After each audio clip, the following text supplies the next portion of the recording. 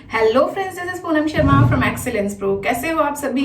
I wish you all are good. Exam की preparation जोरों शोरों से चल रही होगी, पर इन एग्जाम्स की प्रिपरेशंस को तो करते ही रहिए, साथ में एग्जाम के दिनों में और एग्जाम देने जब भी आप जाओ तो किन किन चीज़ों को आपको स्पेसिफिकली ध्यान में रखना चाहिए, आज उन चीज़ों के बारे में डिस्कस करेंगे। इन चीज़ों को आप माइंड में ज़रूर से ज़रूर डाल लीजिए कि ये बातें आपको भूलनी नहीं है। फर्स्ट ऑफ ऑल कि जब भी आप एग्जाम सेंटर पर जाएं तो जो आपके एग्जाम सेंटर पर पहुंचने की टाइमिंग है उससे 30 मिनट्स पहले ही आप एग्जाम सेंटर पर पहुंच जाएं, ताकि आप रिलैक्स रहें, स्ट्रेस फ्री रहें, वो प्रेशर आपके ऊपर क्रिएट ना हो। अगर आप पहले ही पैनिक हो जाएंगे, एकदम एग्जैक्ट टाइमिंग पर पहुंचेंगे, प्रेशर क्रिएट होगा और इससे क्या होगा कि आप जितना लाइट होकर के एग्जाम को दे सकते हैं, जितना आप स्ट्रेस फ्री एग्जाम दे सकते हैं, वैसा आप दे नहीं पाएंगे और रिजल्ट जो आप चाहते हैं वो आपको नहीं मिलेगा। तो जो चीजें हम कर सकते हैं एटलीस्ट वो चीजें हम करें कि हम एग्जाम सेंटर पर बिफोर 30 मिनट्स पहुंच जाएं और फ्रेश रहे। आगे चलते हैं। नेक्स्ट अगर हम बात करें एडमिट कार्ड की, जो बहुत बहुत ज्यादा इंपॉर्टेंट चीज होती है, एडमिट कार्ड को हमेशा साथ में लेकर के जाना है, वी ऑल नोज। पर जब भी आप एडमिट कार्ड को साथ लेकर के जाएं तो फर्स्ट डे तो सब थोड़ा ध्यान में रखते हैं कि बिना एडमिट कार्ड कोई एंट्री नहीं होगी, एंट्री नहीं तो एग्जाम नहीं, और एग्जाम नहीं तो किस बात का। ये पढ़ाई जितनी आप कर रहे हो, जितनी आप स्टडीज कर रहे हो, सारी वेस्ट हो जाएगी। तो क्या करना है कि कोशिश करनी है कि हम एडमिट कार्ड को कभी भी एग्जाम डेज में जो बैग आप अपने साथ लेकर के जाए, उस बैग के अंदर में या उस कार्डबोर्ड के साथ में एडमिट कार्ड को रखें लगा करके, और उसको उसमें से निकाले ना एग्जाम डेज के अंदर। अगर आपको देखना है, आप पहले उसकी एक फोटोकॉपी करा लें, एक जेरोक्स करा करके घर पे रख दें, या और एक फोन में आप उसकी फोटोकॉपी क्लिक कर और फोन में उसकी फोटो क्लिक कर ले, ताकि आपको अगर बाई चांस ऐसी कोई प्रॉब्लम आ भी जाए कि आपका एडमिट कार्ड मिसप्लेस हो जाता है, या कई बार ऐसा होता है कि मिल नहीं रहा होता, तो वहां उस जगह पर ये चीज़ें आपकी काम में आती है। तो जेरोक्स करा करके रख लें, फोटो क्लिक करके रख लें। साथ ही साथ अगर मैं बात करूं तो ये ज़रूर से ज़रूर करें कि आप बैग से एडमिट कार्ड बिल्कुल भी नहीं निकालेंगे। जिस बैग में, जिस कार्डबोर्ड में आपका एडमिट कार्ड है, उसी में लगा करके रखें। एग्जाम सेंटर पर, एग्जाम हॉल के अंदर में एडमिट कार्ड को छोड़ करके नहीं आएंगे। ये चीज़ें बहुत सारे स्टूडेंट्स करते हैं। क्या करते हैं, कई बार अपने पॉकेट में एडमिट कार्ड को रख लिया, तो जब भी ड्रेस वॉश होगी, बिना चेक किए पॉकेट अगर वॉश हो गई, साथ में एडमिट कार्ड भी गया। जय राम जी। तो ऐसा ना हो। कई बार ऐसा होता है कि एग्जाम हॉल में एडमिट कार्ड छूट जाता है, फिर ढूंढते रहते हैं कहाँ गया। तो ये वाली सिचुएशन भी आपके साथ क्रिएट ना हो, इस चीज को थोड़ा ध्यान में रखना है। नेक्स्ट, आपको 15 मिनट्स अलग से मिलेंगी। जब भी आप एग्जाम दोगे आपको 15 मिनट्स क्वेश्चन पेपर को रीड करने के लिए मिलेंगी। और सेम 15 मिनट्स की अगर मैं बात करूं तो आपको फ्रंट जो होता है आंसर शीट का, वो फिल करने के लिए, तो जो फ्रंट होता है आंसर शीट का, उस चीज़ को अपनी जितनी भी इंफॉर्मेशन है, रोल नंबर आपको लिखना है, क्वेश्चन पेपर या सेट का नंबर आपको लिखना है, कौन सा सेट आपको मिला हुआ है, तो उस चीज़ को बहुत बहुत केयरफुली लिखें। उसमें कोई भी मिस्टेक नहीं होनी चाहिए, कोई भी फ्लूइड वाइटनर आप उसके अंदर यूज़ नहीं करेंगे। कोशिश करें कि एक एक चीज को अगर आपको क्लियर नहीं हो रही है तो एग्जाम हॉल में जो टीचर है उससे पूछ करके आप उन चीजों को लिखें, पर आप अपनी मर्जी से उसको खराब नहीं करेंगे। इस चीज को ध्यान में रखें। नेक्स्ट मैं बात करूंगी क्वेश्चन पेपर को बहुत अच्छे से आप एक बार रीड कर ले, कौन से क्वेश्चंस आपको आते हैं और कौन से क्वेश्चंस आपको नहीं आते हैं। जो क्वेश्चंस आपको लगता है कि आप डाउटफुल हो, आपको नहीं आते या कम आते हैं, जिनके लिए आपको थोड़ा सा टाइम देना पड़ेगा, सोचने की जरूरत है, तो उनको मार्क कर लें कि हाँ ये क्वेश्चंस हैं जो मुझे थोड़ा कम आते हैं, इनके पीछे मुझे टाइम ज्यादा स्पेंड करना होगा। तो उन मार्क्ड क्वेश्चंस को आप लास्ट में अटेम्प्ट करें, और जो क्वेश्चंस आपको बहुत बहुत अच्छे से आते हैं उन्हें पहले अटेम्प्ट करें। अब बात करते हैं नेक्स्ट कि अभी जिस टॉपिक पर अभी हमारे माननीय प्रधानमंत्री मोदी जी ने भी बात की थी कि कौन से क्वेश्चंस पहले अटेम्प्ट किए जाए, तो मोदी जी ने कहा कि टफ क्वेश्चंस को आप पहले अटेम्प्ट करो। एक्चुअली मैं इसके अगेंस्ट हूँ, मैं इससे डिसएग्री करती हूँ, क्योंकि जो अगर आप टफ क्वेश्चंस को पहले अटेम्प्ट कर रहे हो, टफ है माना आपको वो नहीं आते या कम आते हैं, आपको उसके पीछे ज्यादा टाइम स्पेंड करना होगा, इवन आप उसको उतना अच्छे से एक्सप्लेन भी नहीं कर सकते। तो अगर आप उसे पहले अटेम्प्ट करोगे, फर्स्ट ऑफ ऑल आप उसके ऊपर ज्यादा टाइम स्पेंड करोगे, अच्छे से उसको एक्सप्लेन भी नहीं कर पाए। जो टीचर उसको चेक करेगा उसके ऊपर भी आपका फर्स्ट इंप्रेशन बहुत खराब पड़ने वाला है कि देखो इसको कुछ नहीं आता, तो आगे का पेपर आप जान सकते हो कैसे मार्क्स आपको देने वाला है। तो इस चीज को ध्यान में रखें कि जो टफ क्वेश्चंस हैं, टफ क्वेश्चंस को बाद में करें, पर हाँ जो ज़्यादा मार्क्स के क्वेश्चंस हैं, जो इजी हैं, आपको बहुत अच्छे से आते हैं, उन्हें आप पहले अटेम्प्ट करें। क्योंकि कई बार ऐसा होता है कि हम इजी क्वेश्चंस के पीछे ज़्यादा टाइम दे तो देते हैं, पर जो लास्ट में क्वेश्चन होता है ज़्यादा मार्क्स का होता है, ईजी होता है, हम उसको अटेम्प्ट करना माना उसको लिए इतना टाइम हम दे नहीं पाते, क्योंकि लास्ट कुछ मिनट्स हमारे पास रह जाए और हमें वो अटेम्प्ट करना हो, उतना टाइम हम उसे नहीं दे पाएंगे, तो ऑब्वियसली उसमें इतने अच्छे मार्क्स नहीं मिलेंगे। तो जो ज़्यादा मार्क्स के क्वेश्चंस होते हैं, माना लॉन्ग क्वेश्चंस हो, ज़्यादा मार्क्स के हो, जिनकी वेटेज हाई हो, पर आपको बहुत बहुत अच्छे से आते, तो आप उनको स्टार्टिंग में कर सकते हैं, ताकि आप बाद में जब आपके ऊपर टाइम का थोड़ा प्रेशर हो, उस समय पर आप उन्हें ना लें। तो आई विश इजी क्वेश्चंस पहले करने हैं, इजी में भी जो ज्यादा मार्क्स के हैं वो पहले करने हैं, कम मार्क्स वालों को बाद में अटेम्प्ट करना है, पर टफ क्वेश्चंस को आप प्लीज पीछे छोड़ दीजिए। टफ क्वेश्चंस को अगर आप पहले अटेम्प्ट करेंगे तो आप सोच सकते हैं कि आपका रिजल्ट क्या होगा। ओके, तो आगे चलते हैं। टाइम मैनेजमेंट, जैसे हम डेली बेसिस पर टाइम मैनेजमेंट कर रहे हैं, अपना एक टाइम टेबल लेकर के चल रहे हैं कि इस अकॉर्डिंग हमें स्टडीज करनी है, इतने टाइम में हमें पढ़ना है, इतने टाइम नहीं पढ़ना है। सेम एज टाइम मैनेजमेंट की ज़रूरत जो होती है आपको ड्यूरिंग एग्जाम भी होती है। जब आप एग्जाम दे रहे हैं उस टाइम पर, जब आप पेपर सॉल्व कर रहे हैं, तो आपको ये देखना होगा कि आप किस क्वेश्चन को कितना टाइम दें।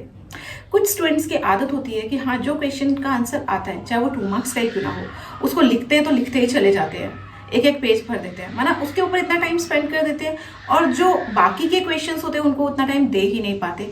तो भाई जिनकी वेटेज ज़्यादा है उनको थोड़ा सा ज़्यादा टाइम दे दो, जिनकी वेटेज कम है, जिनको आपको कम मार्क्स मिलने वाले हैं, 2 मार्क्स क्वेश्चन है, क्यों इतना टाइम स्पेंड कर रहे हो।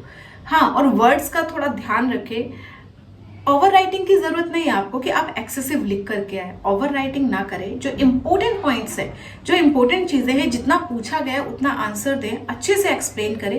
पर इसका मतलब ये नहीं कि 2 मार्क्स के क्वेश्चन में आप इतना एक्सप्लेन करने के लिए बैठ जाए, और 2 मार्क्स ही देने वाला है एग्जामिनर आपको, इससे ज्यादा मार्क्स वो आपको नहीं देगा। तो प्लीज अपना थोड़ा टाइम मैनेजमेंट का ध्यान रखें, कहीं ऐसा ना हो लास्ट के क्वेश्चन के लिए आपके पास टाइम ही ना मिले। लास्ट के क्वेश्चन के साथ साथ अब नेक्स्ट में बात कर लेते हो, जब आप क्वेश्चन पेपर को सॉल्व कर चुके हो, करने के बाद आंसर्स देने के बाद अपने आंसर्स को टैली कर लेना, क्रॉस चेक कर लेना बहुत इंपॉर्टेंट होता है। क्योंकि क्या होता है, हम कई बार बीच बीच में से आंसर्स भी देते हैं, कुछ क्वेश्चंस को जो हमें आते हैं वो पहले दे देते हैं, जो नहीं आते हैं थोड़ा कम आते हैं बाद में देते हैं। तो क्या करना है कि जब भी आप सॉल्व कर चुके हो, पूरा क्वेश्चन पेपर अटेम्प्ट कर चुके हो, उसके बाद टैली कर लो। टैली कर लो माना देख लो कौन सा कोई क्वेश्चन ऐसा तो नहीं जो छूट गया है, तो उस चीज को आप पहले ही चेक कर लो कि कुछ छूटा तो नहीं है। अगर कुछ भी नहीं छूटा है, वेरी गुड।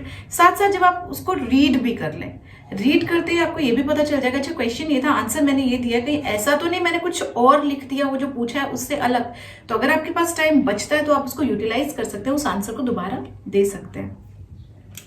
नेक्स्ट, जब भी आप क्रॉस चेक करें, क्रॉस चेक करने के बाद या जब भी आप क्वेश्चन आंसर शीट को रीड कर रहे हैं, अपने रीड करते टाइम आंसर्स को, उसमें जो इंपॉर्टेंट पॉइंट्स होते हैं उनको ब्लैक पेन से हाईलाइट कर दें।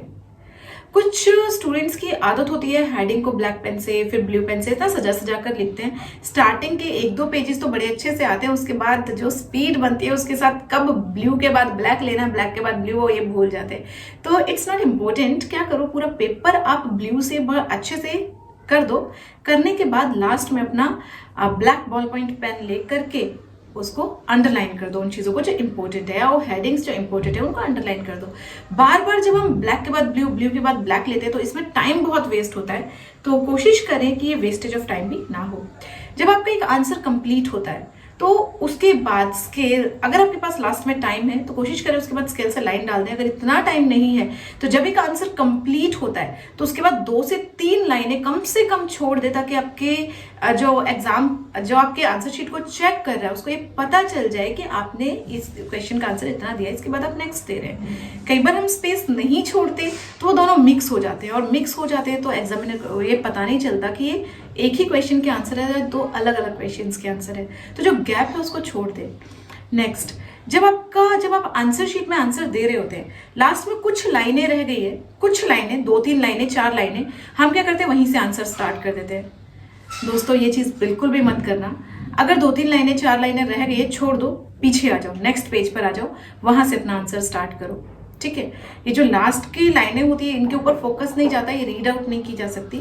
सीबीएसई के अगर आप स्टूडेंट हो, पॉइंट टू बी नोटेड, अगर आप सीबीएसई के स्टूडेंट हो तो आपको एडिशनल शीट भी मिल जाती है, एडिशनल कॉपी मिल जाती है आंसर्स देने के लिए। ठीक है, पर अगर आप स्टेट बोर्ड से कर रहे हो तो स्टेट बोर्ड के अंदर जो आपको दी हुई है शीट, जो आपको कॉपी दी हुई है आंसर के लिए, उसके साथ एडिशनल कॉपी आपको नहीं मिलती है। स्पेसिफिकली मैं हरियाणा बोर्ड के स्टूडेंट्स को बोलूंगी कि ये एडिशनल कॉपी नहीं मिलती, प्लीज इस चीज को ध्यान में रखना। तो जो भी आप लिखो उसको एक्सेसिव में मत लिखो, एक्स्ट्रा मत लिखो, ओवर राइटिंग मत करो। जितने वर्ड्स की बात हुई है उससे थोड़ा एक्स्ट्रा अपने अंदाजे से आप देख लो कितने मार्क्स के क्वेश्चन के लिए कितना बड़ा आंसर होना चाहिए या कितना आपको एक्सप्लेन करने की जरूरत है। इंपॉर्टेंट पॉइंट्स को पहले लिखो। ठीक है, इस चीज को ध्यान में रखना है। नेक्स्ट हम बात करते हैं स्ट्रेस फ्री प्रेशर। देखो, प्रेशर क्रिएट कब होता है? प्रेशर क्रिएट तब होता है जब हम ऐसे क्वेश्चंस के पीछे टाइम वेस्ट करते चले जाते हैं जो हमें नहीं आते, उनको सोचते रहते हैं, पूछते रहते हैं अपने फ्रेंड से, इशारे करते रहते हैं, और फिर बाद में जब टाइम कम होता है तो वो ऐसे क्वेश्चंस जो हमें आते भी हैं वो भी हमारे छूट जाते हैं। तो ये प्रेशर तब क्रिएट होता है जब हम टाइम को स्टार्टिंग में वेस्ट कर देते हैं, जबकि स्टार्टिंग के टाइम को जितना हो सके आप यूटिलाइज करो। लास्ट में जब आपको कुछ ऐसे क्वेश्चंस रह जाते हैं जो आपको आते भी नहीं है कुछ अच्छे से, आपको थोड़ा सा हिंट भी चाहिए उनके अंदर में, तो उन क्वेश्चंस को लास्ट के लिए छोड़ो। ठीक है, तो अपने ऊपर प्रेशर क्रिएट मत होने दो। बहुत लाइट होके, हल्के होकर, जितना स्ट्रेस फ्री होकर आप पेपर दोगे, एग्जाम करोगे, उतने अच्छे मार्क्स आने के चांसेस आपके हैं, उतना अच्छा आप अटेम्प्ट कर पाओगे, अपने नॉलेज को दिखा पाओगे कि आप कितने क्रिएटिव हो, कितने नॉलेजफुल हो। आपके टीचर को ये पता होना चाहिए। साथ ही साथ मैंने जैसे कि पहले भी बताया है आपको कि टेबल्स का यूज करें जब भी आप किसी चीज को एक्सप्लेन कर रहे हैं। वहाँ फ्लो चार्ट, छोटे छोटे टेबल्स, डायग्राम्स अगर आप दे सकते हैं तो वो बनाएं। उससे एक अच्छा इंप्रेशन टीचर के ऊपर पड़ता है कि हाँ बहुत अच्छा।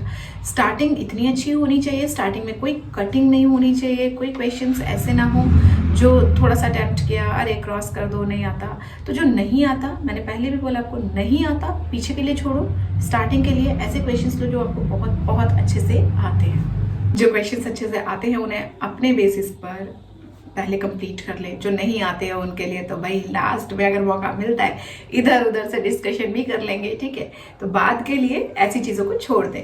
अगर नहीं आते तो या तो छूट जाएंगे या फिर आपको डिस्कस करने के लिए टाइम मिल जाएगा अपने फ्रेंड्स के साथ, तो ये चीजें करें। साथ ही साथ कोशिश करें कि आप 3 पेन तो लेकर के जाए, एक ब्लैक पेन हाईलाइट करने के लिए उन चीजों को जो इंपॉर्टेंट पॉइंट्स होते हैं, साथ ही साथ 2 ब्लू, ये आपके लिए होने चाहिए। हाँ, एडिशनल और एक्स्ट्रा पेन लेना चाहते हो कि आपके फ्रेंड्स वगैरह को किसी को जरूरत पड़ जाए, किसी की हेल्प कर दो, किसी काम आ जाओ, तो वो आपके ऊपर है। बाकी ये 3 पेन मिनिमम है जो आपको लेकर के ही जाने हैं। तो इन चीजों का जरूर से जरूर ध्यान रखें। साथ ही साथ मैं एक और चीज कहना चाहूंगी, घर आने के बाद जितना आप दे सकते हो 100% एग्जाम के टाइम पर दो। घर आने के बाद या फ्रेंड से डिस्कस मत करना कभी भी कि तूने कितना किया, मैंने कितना किया, मेरा कितना हुआ, तेरा कितना हुआ।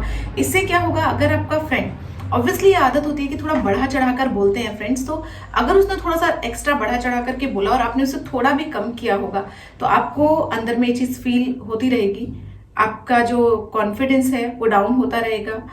तो कंपेयर नहीं करना, कभी भी अपने आप को अपने फ्रेंड के साथ कंपेयर मत करो। अपना बेस्ट वर्जन लेकर के आओ, आप अपना बेस्ट दो, फ्रेंड के साथ कंपेयर करने की कोई जरूरत नहीं। तो इस टाइप का डिस्कशन मत करना। घर आकर के कई बार हम आंसर्स चेक करते हैं, अच्छा ये ठीक है, ये गलत है, नहीं, प्लीज इसको भी मत करना। एग्जाम्स के बाद आप सारे क्वेश्चन पेपर्स एक साथ लेकर बैठ जाना, तब चेक कर लेना, पर ड्यूरिंग एग्जाम ये चीज बिल्कुल भी मत करना। सो फ्रेंड्स, आज के वीडियो में इतना ही। आई विश ये वीडियो आपके लिए बहुत हेल्पफुल प्रूव होगी और आप इन पॉइंट्स को जरूर ध्यान में रखेंगे। तो मिलते हैं नेक्स्ट वीडियो में इसी तरह की कुछ इंपॉर्टेंट बातों के साथ। Till then, bye bye, take care and all the best guys for exams.